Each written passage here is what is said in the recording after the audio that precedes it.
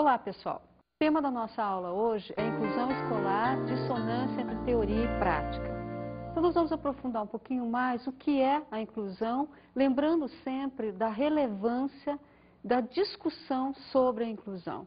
Hoje é uma discussão que se coloca, que se faz presente, da qual a gente não tem como fugir. Então, diante disso, vamos pensar um pouco como se pode coordenar melhor as ações para que isso aconteça. E a primeira ideia é de que, para que aconteça a inclusão, é preciso que se envolvam diversos atores que fazem parte desse processo. Professores, alunos, a escola, a comunidade como um todo. Não é possível ações dissonantes ou alguma coisa descolada da realidade como um todo. Então, é preciso que haja esse envolvimento e quanto melhor e mais rápido ele aconteça, melhor vai ser o resultado mais na frente. Então, é preciso que o quanto mais cedo possível se propicie essa oportunidade, familiaridade com o diferente. Então, por quê? Essa troca só vem a acrescentar para todas essas pessoas envolvidas. Então, essa familiaridade com grupos diferentes é melhor para todos e não só para os portadores de necessidades educacionais especiais.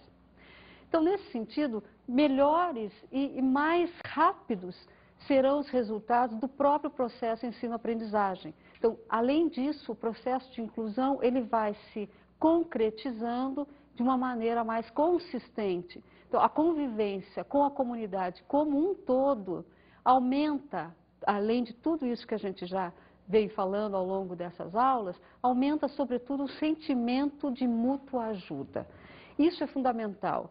Entre os alunos portadores de necessidades educacionais especiais e os alunos ditos normais, o que a gente pode observar é que vai crescendo esse sentimento de solidariedade, de ajuda, a partir da interação. Então, é essa interação que vai propiciar esse desenvolvimento de sentimentos tão importantes para a relação humana como um todo. A possibilidade de acesso ao conhecimento da cultura universal, ela contribui para que habilidades e aptidões dos portadores de necessidades educacionais especiais sejam desenvolvidas. Quer dizer, se dá oportunidade a esse alunado de fazer o melhor possível que eles têm condições de fazer, cada um dentro das suas limitações, das especificidades, das suas características. Então, essa possibilidade se coloca de maneira concreta no momento em que se inclui esse aluno nas classes regulares. O princípio da inclusão e o que se diz dela é que é um processo educacional que visa atender a criança portadora de deficiência na escola ou na classe de ensino regular. Então, por que essa insistência? Mais uma vez, nós reforçamos a ideia de que não é desenvolver níveis de excelência desses alunos que se tem como proposta. A proposta da inclusão, o princípio que norteia a inclusão, é exatamente atender essa criança dentro das suas possibilidades, mas na classe ou na escola de ensino regular, para que ela então tenha condições de potencializar essas suas possibilidades, essas suas capacidades que ela tem inatas. Então, nesse sentido, não se pode esquecer também a importância da inclusão educacional e seu modelo de atendimento, para reforçar o quê? Reforçar o princípio de justiça social, que está inserido nesse conceito de inclusão. Então, essa possibilidade de que se abre de acesso a todos os alunos, inclusive os portadores de necessidades educacionais especiais. Então, esse acesso à educação é um direito de todos, independentemente de suas características, vendo aqui, então, as deficiências como uma característica que faz parte da diversidade humana e não como exatamente alguma coisa que sugira ou que se aceite como uma forma de excluir aquele aluno. A educação inclusiva, então, ela tem como um objetivo o melhor desenvolvimento físico e psíquico dos alunos portadores de necessidades educacionais especiais. Então, mais uma vez, reforça-se aquela ideia de que é uma potencialização, é uma possibilidade de criar condições mais ideais para que esses alunos concretizem seu processo de aprendizagem. Então, há um ganho para esses alunos inegável, indiscutível, mas há um ganho também, às vezes até muito maior, para os demais alunos, aqueles que vão conviver com esses alunos ditos diferentes. Então, essa ideia de que todos ganham é que deve ser reforçada o tempo todo quando se fala em políticas de inclusão. Porque, na verdade, sempre passa uma ideia de que está se fazendo quase que um favor para esses alunos, que está se fazendo concessões, mas, na verdade, o resultado final acaba sendo bom para todo mundo.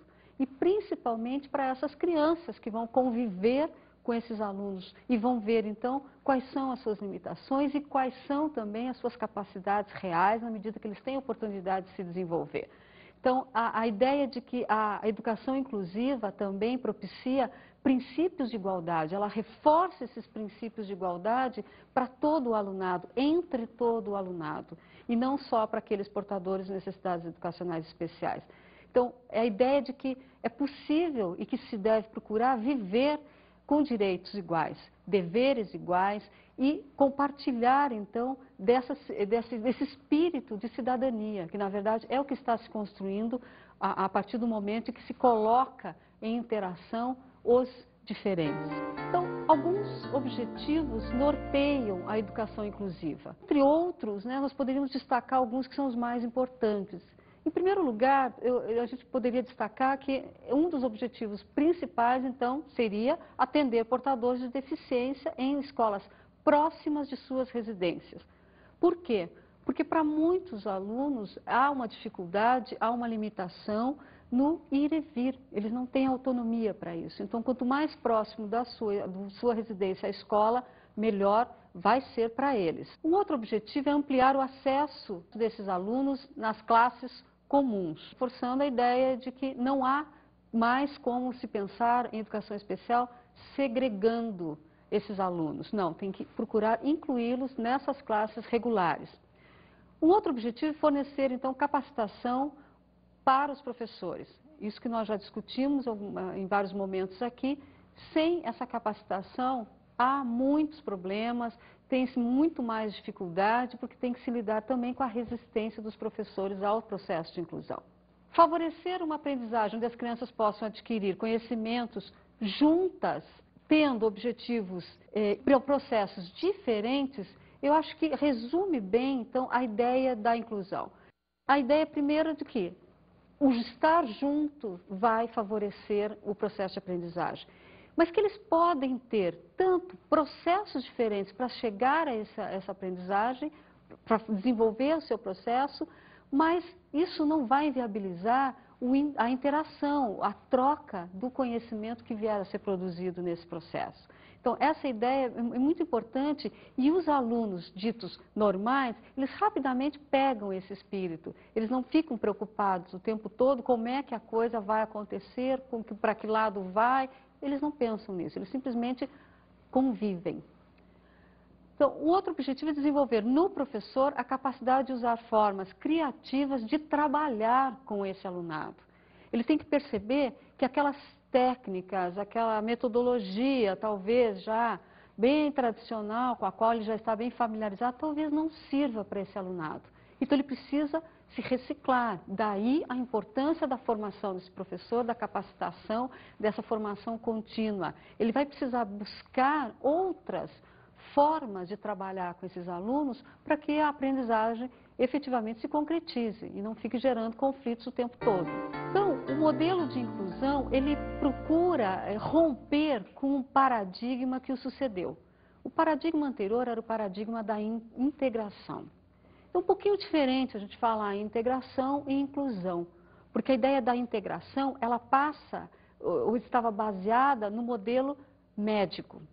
Então, a ideia de que tinha que se fazer o diagnóstico, e para daí pensar, então, o que fazer com aquele portador de necessidade especial, na época falavam mais como deficiência. A ideia de deficiência já nos diz muito, quer dizer, há um déficit. Déficit de quê?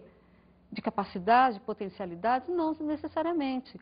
Então, rompe com esse paradigma da integração, porque não só se amplia mais o conceito de portadores de necessidades educacionais especiais, mas, sobretudo, o que se busca é chegar mais perto possível de descobrir qual é a potencialidade desse aluno e o mais longe possível do parâmetro da normalidade. Então, distúrbios e deficiências eram vistos como disfunções, anomalias, patologias. Então, sempre aquele ideal médico norteando o princípio da integração.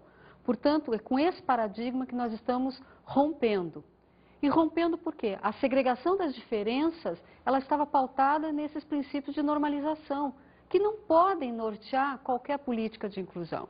Então, daí a mudança para o paradigma da inclusão, né? Que vai estar mais preparado aquele que está mais perto do parâmetro da normalidade. Não, não é assim. Então, a ideia da inclusão é exatamente o oposto. Não se pode fazer ou desenvolver práticas pedagógicas que tenham a tendência de favorecer aquele aluno que se aproxime mais desses parâmetros de normalização. Não pode ser assim. Então, daí, esse total rompimento com o paradigma da integração. A ideia hoje é de que o ensino se constrói na pluralidade, na diversidade.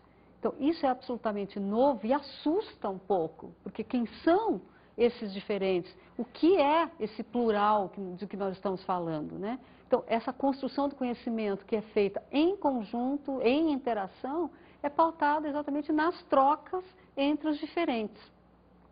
Então, essa ideia de, em qualquer circunstância, mesmo em classes regulares, entre alunos ditos normais, a produção do conhecimento não é alguma coisa isolada, que se faz sozinho. Então, nem nesses casos. Quando se fala em educação especial, mais ainda. Então, o que tem que se pensar, o que a gente não pode perder de vista, é que esse conhecimento é um processo de construção coletivo. Então, daí a importância dessas trocas e o processo de aprendizagem se funde, então, com a interação. São duas coisas que vão caminhar juntas o tempo todo. E a ideia de que é uma forma que vai contribuir para, de alguma maneira, dar um ganho real para a vida, para todos os alunos. Então, torna essa produção de conhecimento e o próprio conhecimento mais significativo para todos. Então, temos vários exemplos já de algumas ações, algumas experiências feitas em vários lugares. Vamos ouvir um pouquinho o texto que vem a seguir, prestem bem atenção, é exatamente um relato de uma pesquisa que foi, então, aprofundar um pouquinho mais essa questão. Vamos ouvir. Pesquisa realizada em 3 escolas municipais do Rio de Janeiro que receberam alunos com paralisia cerebral. Constata-se que, apesar do processo de inclusão se encontrar presente na escola, ainda existem profissionais que não acreditam neste processo por motivos diferentes, preferindo muitas vezes não se comprometerem com o trabalho de inclusão, até porque acreditam que o atendimento em separado é o melhor caminho, mantendo-se assim a visão de ensino segregado. A realidade da inclusão, mesmo garantida por lei, ainda não se consolidou da forma desejada. Isso nós estamos insistindo nessa ideia. Por quê? Em grande parte porque há necessidade por parte dos professores de adaptação ao novo processo. Então, uma ideia de que esse novo olhar que eles precisam ter, inclusive, sobre os portadores de necessidades educacionais especiais. Então, a partir desse novo olhar do professor, talvez todo o encaminhamento dos procedimentos necessários para a inclusão se efetive de uma maneira mais concreta e mais rápida. Então, é preciso fazer uma revisão de conceitos e preconceitos para um trabalho de qualidade, para que todos esses grupos, dentro das suas especificidades, possam ser privilegiados, não sejam mais segregados à margem do processo educacional como um todo. Então, a ideia da inclusão, ela é uma prática, a ideia de que ela é efetivamente uma prática que precisa, exige de todos nós, da comunidade, de todos os atores envolvidos, muito mais solidariedade do que críticas nesse momento. As críticas são reais, são efetivas, são concretas, mas deve-se tentar buscar, então, um pouquinho mais de solidariedade para com todos esses envolvidos, tentando perceber, então, quais as dificuldades de cada um deles nesse sentido.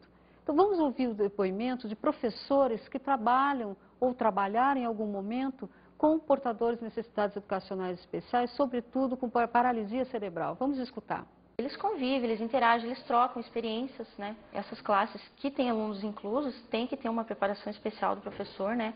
Um acompanhamento com alguns especialistas até da área para que haja benefício, né? Tanto quanto que o professor cresça com os alunos, quanto o aluno, né? Possa trabalhar com os alunos, né?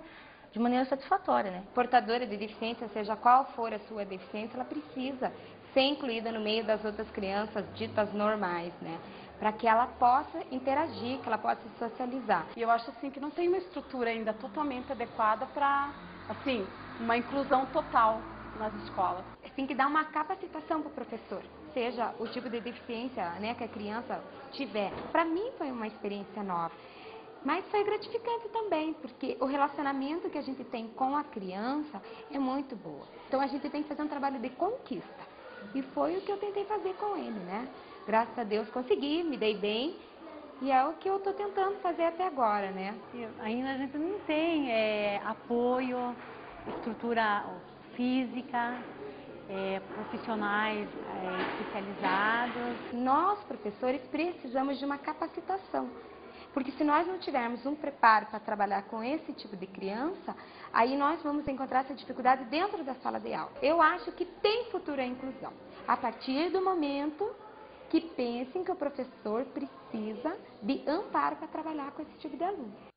Então vejam, há uma conscientização, uma percepção de que alguma coisa muda efetivamente com a inclusão desses alunos especiais. Mas o que se percebe mais, de uma forma mais veemente, é a necessidade que o professor sente de se capacitar para esse trabalho, né? Porque ao mesmo tempo, o que acontece ao redor dele se dá de uma maneira muito mais tranquila. Os alunos recebem, acolhem esse aluninho especial, a rotina muda, mas as adaptações são feitas, mas o que permanece um pouco mais forte é essa insegurança do professor. Daí então a gente insistir para que se busque essa formação continuada. Vamos para o intervalo, depois a gente volta.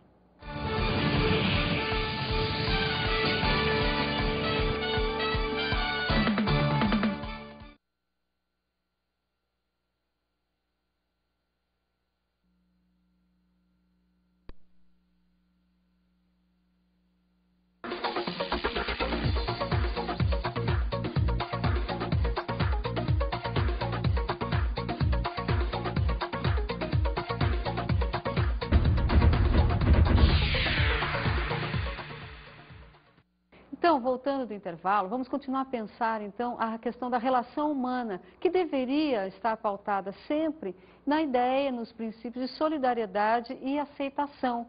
Que é mais importante também que a escola perceba isso e desenvolva o seu papel nesse contexto, né? Que incentive esses sentimentos que são tão importantes para a convivência humana. Então, a presença desses alunos portadores de necessidades especiais, sobretudo com paralisia cerebral, eles acaba gerando uma nova até percepção, uma nova postura dos demais alunos diante da vida. Então, há um avanço muito grande nessa possibilidade de se ampliar a tolerância, a capacidade de cooperação, que é o que a gente percebe entre as crianças no dia a dia. E os professores, entretanto, eles enfatizam várias dificuldades, mas, sobretudo, pontuam dois problemas que, segundo eles, seriam as maiores dificuldades para lidar com alunos, sobretudo com paralisia cerebral. Então, seriam problemas muito específicos, mas ligados a dois setores muito diferentes. Um seriam os problemas estruturais, e outros problemas ligados mais aos alunos. E os problemas causados pelas peculiaridades dos alunos, eles são reais, não se pode negar. Entretanto, para todos eles, há condições de a gente buscar fazer adaptações, buscar alternativas para resolvê-los. O que não dá é para aceitar que o professor não esteja trabalhando com esses portadores de necessidades especiais, sob o argumento de que há dificuldades. As dificuldades existem, mas deve-se buscar superá-las. Então, não se pode aceitar, né? Porque por mais que ele não tenha naturalidade para lidar com esses alunos, para tratar dessa questão, ele deve procurar pensar como superar isso. Que recursos ele pode ter, e tem efetivamente, para melhorar esse trabalho, melhorar a qualidade desse contato com esses alunos. Mas devemos ter algumas preocupações, falta de entendimento do processo de inclusão. Então, alguns professores, eles não têm ainda o conhecimento do que seja efetivamente o processo de inclusão. Isso acaba gerando uma dificuldade. O que é isso? Afinal de contas, do que é que nós estamos falando e por que é que eu tenho que lidar com tudo isso de repente? Então, essa é uma preocupação que a gente não pode perder de vista. Uma outra preocupação diz respeito ao desconhecimento de práticas que atendam este novo paradigma educacional. Na verdade, essas práticas elas estão sendo construídas ao longo do tempo, muito na ação mesmo. Então, há novidades, formas de trabalhar, novas metodologias, elas estão surgindo quase que ao mesmo tempo que o aluno está entrando em sala de aula. Então, é uma preocupação, sim, mas devemos, então, pensar como agilizar esse processo no sentido de diminuir essa defasagem entre a teoria e a prática. Os problemas estruturais, eles não são e não podem ser justificativa para o não fazer. O não querer fazer ou dizer que não pode fazer, não se pode aceitar. Tem que se buscar, sim, a excelência, o trabalho pautado na excelência, fazer o melhor possível. Então, qualquer justificativa nesse sentido não deve ser aceita. Alguns professores eles levantam outras questões também para justificar a sua dificuldade, que muitas vezes é real. Uma das dificuldades é a duração do tempo da aula. Segundo os professores, o tempo médio de aula, de duração de uma aula, é pequeno para dar atendimento para esses alunos que são mais lentos, que demandam uma atenção maior ou que demandam a utilização de um outro recurso para o processo de aprendizagem. É uma dificuldade? É, mas daí a necessidade, mais uma vez a gente reforça que a ideia de se fazer adaptações, de repente, então, criar um outro tipo de atividade para esse aluno, que não distancie dos demais, obviamente, mas que lhe dê condições de acompanhar um pouco melhor o ritmo da turma. Também o aproveitamento do tempo. Esse tempo da aula é visto como um problema. Agora, mais uma vez se fala, vamos aproveitar da melhor maneira possível. De repente, não é fazendo exatamente o que se pretendia, da forma como se imaginou. Daí, então, uma adequação desse planejamento do professor. Esse planejamento tem que ser flexível, de maneira a contemplar, porque ele vai ter que dar conta desse aluno de alguma forma. Então, buscar fazer essas adaptações no seu planejamento para que tenha a possibilidade de aproveitar o melhor possível o tempo de aula. O tamanho das turmas também é apontado como uma dificuldade, que é real. E isso é real não só quando se fala em educação especial. Quando a gente está falando das classes regulares, em qualquer momento que se colocar um número excessivo de alunos, a gente vai ter dificuldade. Então, essa dificuldade não está restrita à educação especial. É claro que dentro da educação especial, deve-se buscar o ideal, que é um atendimento mais individualizado possível para todos os alunos, e nem sempre isso é possível. Agora, o que é melhor? O não estar na classe ou estar numa classe um pouco mais numerosa? É óbvio que é um pouco mais difícil, mas vamos trazer esse aluno. Essa não pode ser uma justificativa para não atender esse aluno. O modelo da inclusão, ele convida, então, os professores a uma revisão total, desde o seu olhar sobre esse aluno até uma revisão das suas práticas pedagógicas, né? O processo de mudanças operacionais, e que envolve escola e professores, então, demanda tempo, mas não se tem todo o tempo, não. Tem que ser uma coisa mais efetiva. Não se pode aceitar que tenha-se ainda todo o tempo do mundo. Já em relação aos problemas causados pelas peculiaridades dos alunos, o que nós vamos perceber é que há muito ainda preconceito, certamente, mas também um desconhecimento até das condições reais desses alunos. Muito pautado ainda nos vários mitos que por muitos anos foram construídos, reconstruídos, realimentados o tempo todo em torno dos vários tipos de deficiências.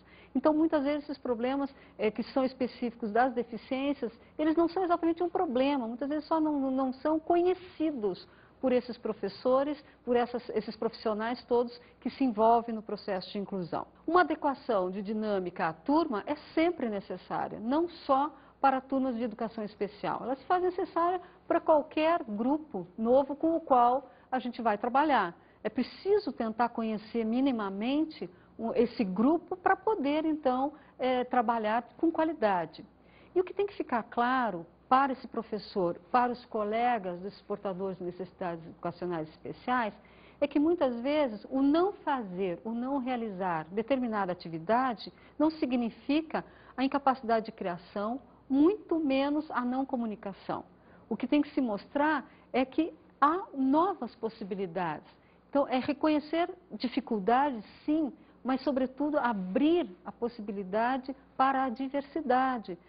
Perceber e fazer esses nossos alunos enfrentarem o fato de que há, sim, outras diferentes formas de comunicação, todas elas sendo válidas, todas elas importantes e todas elas cabendo dentro da diversidade, da pluralidade humana. Então, assim, o que vai acontecer é que cria-se um clima de respeito às individualidades. O indivíduo, ele é único, e ele é único, sobretudo, nas suas especificidades, naquilo que o distingue dos demais. Então, o ser diferente aqui é tornar esse indivíduo algo muito maior. E isso que as nossas crianças percebem rapidamente. Eles aceitam, eles incorporam esse diferente muito mais rápido do que, às vezes, o próprio professor que está conduzindo todas aquelas atividades e que muitas vezes está receoso do ritmo, do processo de desenvolvimento, se o aluno vai conseguir, vai cumprir ou não, vai atingir os objetivos. Não é esse o caso. O que importa é que, nesse momento, está se passando uma cultura de solidariedade, de acolhimento e de receptividade ao outro. Existem argumentos a favor ou não da inclusão. E reforçando aqui a ideia de que, muitas vezes, esses argumentos contrários à inclusão, eles passam pelo desconhecimento, como eu disse, do que seja o próprio processo de inclusão. Então, por não saber, por não dominar exatamente essa filosofia da inclusão, constrói-se argumentos desfavoráveis. Por outro lado, a gente pode também encontrar vários depoimentos por aí que colocam a inclusão como um ganho real, né, para esses alunos, para a família, para o restante do alunado, para a comunidade como um todo. Ele é uma criança mais calma, né? Antes ele era assim um pouco nervoso, né? E ele tinha aquela dificuldade, ele tinha aquele medo que as pessoas não aceitassem ele. Ele se desenvolveu bastante. É uma criança que aprende, está indo bem na aula. Para mim foi uma vitória, né? O Ricardinho tá assim, a gente tá vendo que ele tá cada vez progredindo mais, né? Tá avançando cada vez mais. Tá ficando mais inteligente, tá aprendendo mais as coisas. E ele adora ir para a escola. Ele gosta muito da professora, né? Eles se entendem bem os dois. A escola é que tipo, a escola fosse assim, nem se ela segurasse minha mão, sabe? É lá na escola que a gente acha força, né? Pra conseguir.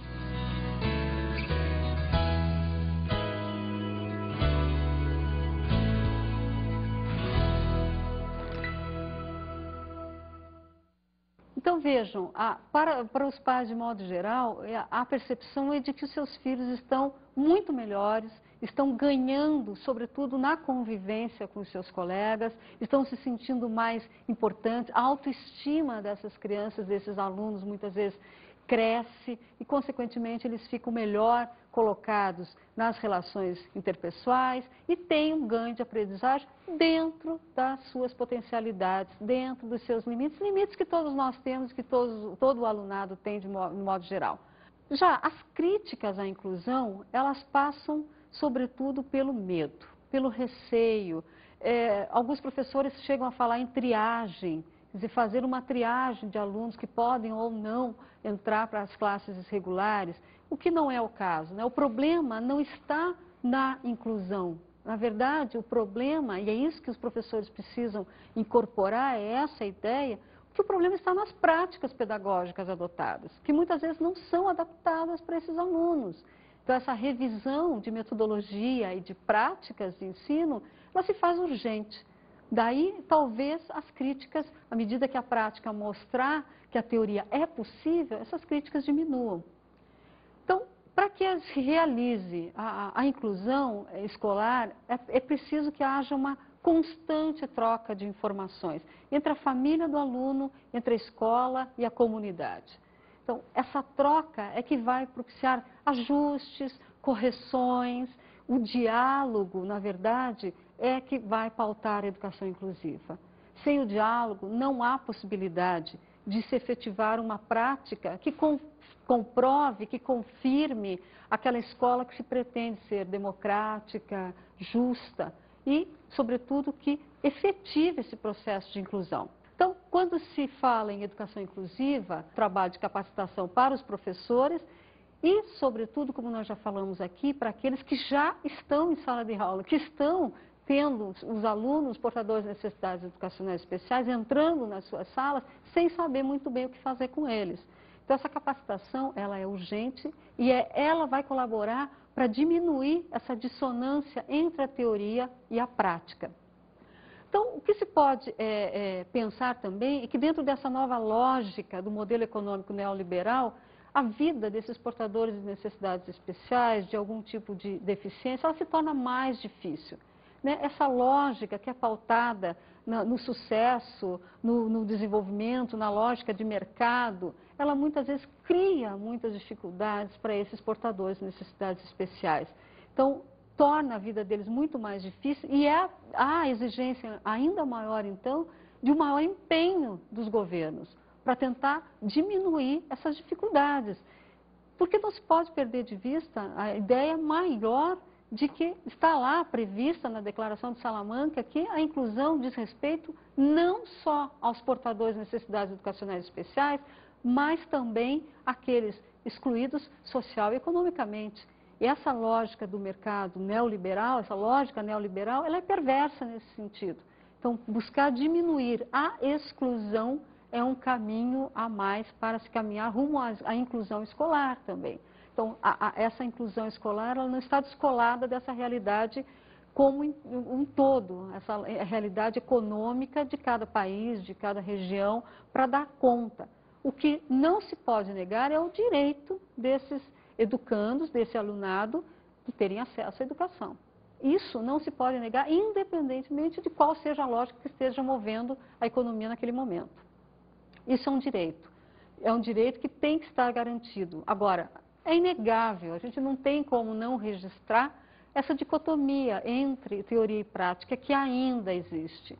Isso não tem como a gente negligenciar, pelo contrário, tem que se atacar, tem que se discutir profundamente por que ela ainda existe, né?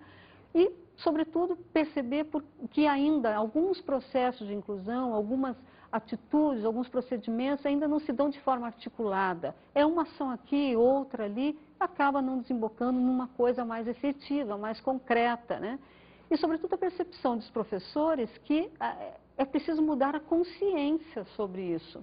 A consciência de quem sejam esses alunos. E não esquecer os princípios norteadores da educação inclusiva, que precisam ser mais discutidos, precisam ser aprofundados o tempo todo. É uma discussão que diz respeito à sociedade como um todo, à sociedade organizada, à sociedade civil, que tem que participar, assim como as políticas públicas têm que estar pautadas nesses princípios que norteiam a ideia de inclusão. E se cobrar, então, desses governos que efetivem, que criem as condições favoráveis para isso. Então, políticas que visam ultrapassar esse ceticismo que tomou conta da educação nos últimos anos, elas se fazem mais urgentes do que nunca. Porque não acreditar na educação hoje é não acreditar em nada. E não acreditar que a educação inclusiva é possível é jogar uma oportunidade fora de construir uma sociedade muito mais justa, solidária, igualitária para todos. Vamos agora para as nossas dicas de estudo da aula de hoje.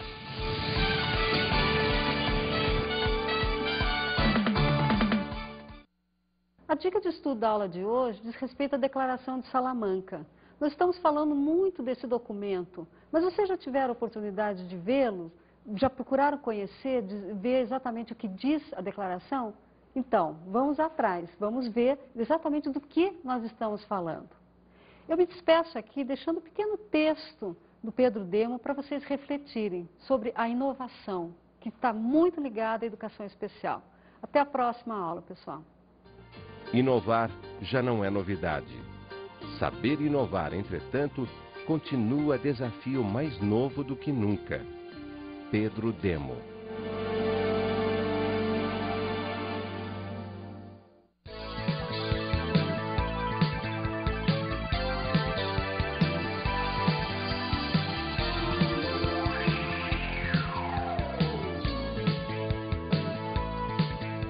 A inclusão escolar, dissonâncias entre teoria e prática foi o tema desta aula. A professora Solange nos falou sobre a importância da inclusão educacional e seu modelo de atendimento. As políticas de inclusão estão pautadas em ideais de justiça e igualdade, do direito de acesso a todos à educação, sem nenhuma discriminação e proporcionando a integração de todos à sua comunidade.